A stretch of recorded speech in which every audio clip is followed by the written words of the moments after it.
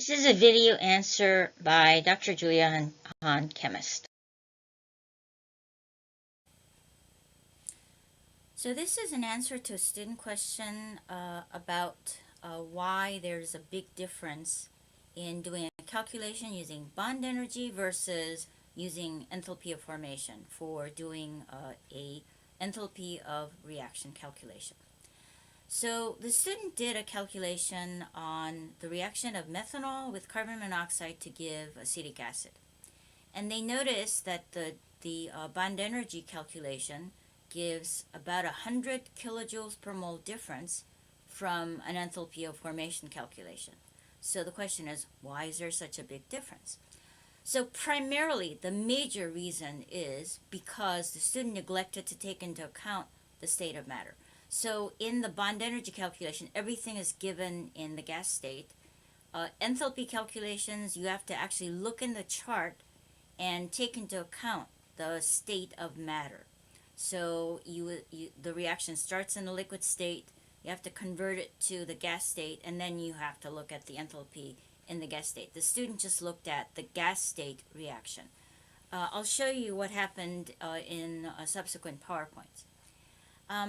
And then there's a smaller effect. So number one, the biggest effect is the effect of the state of matter.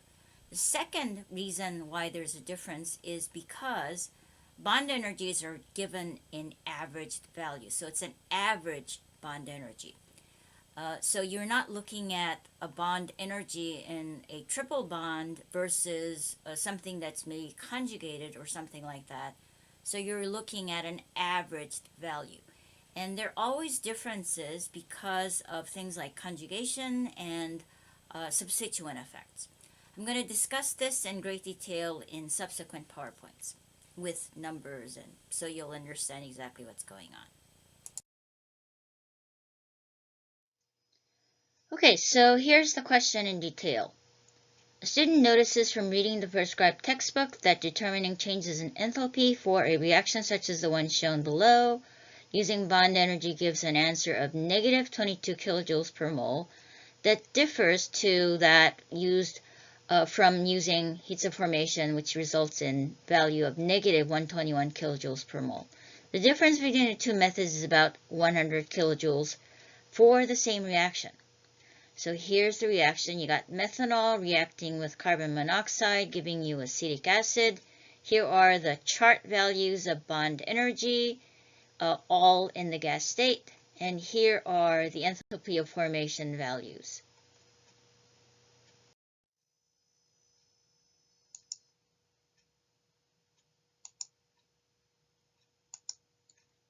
Okay, so first you want to note that the enthalpy of reaction is a state function, so it's independent of the process of getting the reaction as long as you're doing the same overall reaction. So here we have bond energy calculations to get to the enthalpy of the reaction. So here's the reaction once again. So we're breaking a carbon-oxygen bond. We're breaking the carbon triple bond in the carbon monoxide.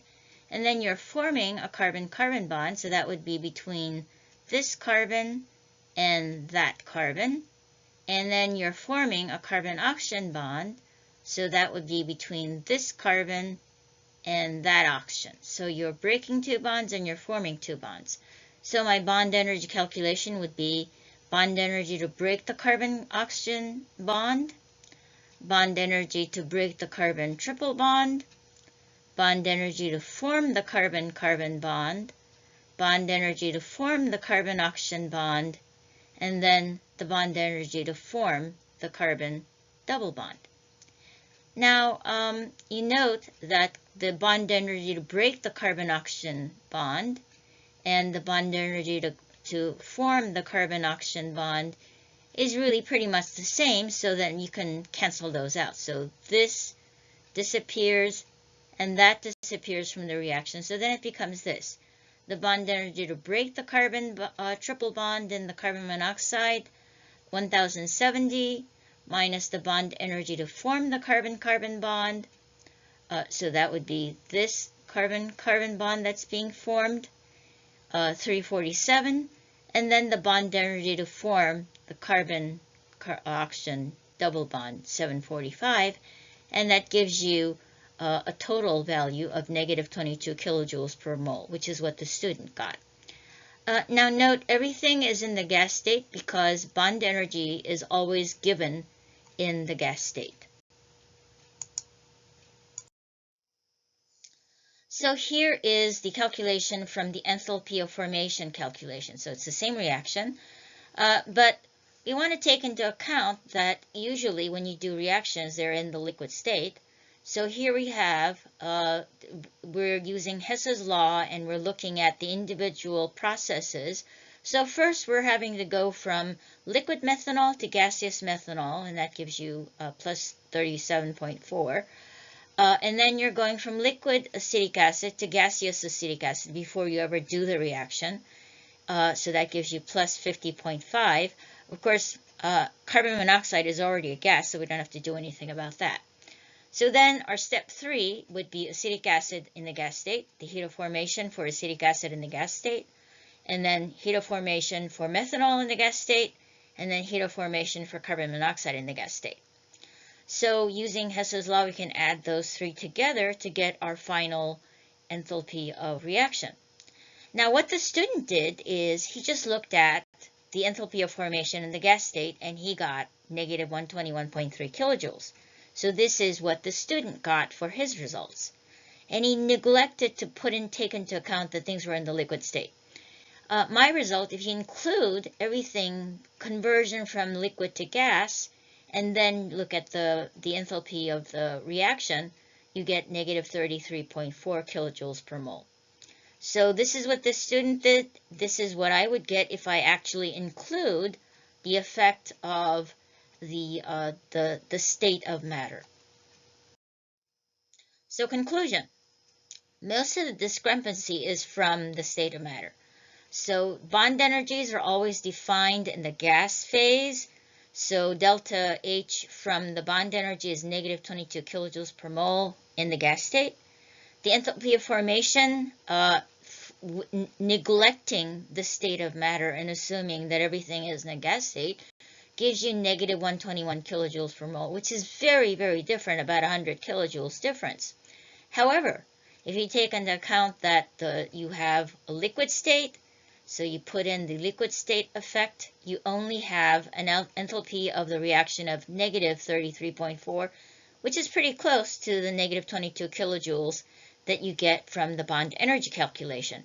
It's only off by around 10 kilojoules. So the majority of the discrepancy is from the state of matter. There is a smaller discrepancy in that the bond energies are given for average bond energies.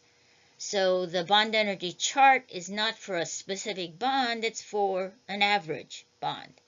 So there are slight differences because of effects like the molecular orbital energy effect of the entire molecule being there, something like conjugation, if you have substituent effects, even if you have something like hyperconjugation. So that is the slight difference, the 10 kilojoule difference due to those other effects. There is kind of an interesting note. Carbon dioxide, a greenhouse gas that's implicated in climate change, could actually be used in this reaction, the reaction to synthesize acetic acid. Instead of using carbon monoxide, you could actually do this reaction using carbon dioxide and a different catalyst, and that's what some chemists have been working on in recent research. So it is actually possible that chemistry can actually reverse climate change using this exact reaction that we have actually been looking at. And so that answers the question. So primarily the effect of state of matter, a smaller effect due to average bond energy versus specific bonds.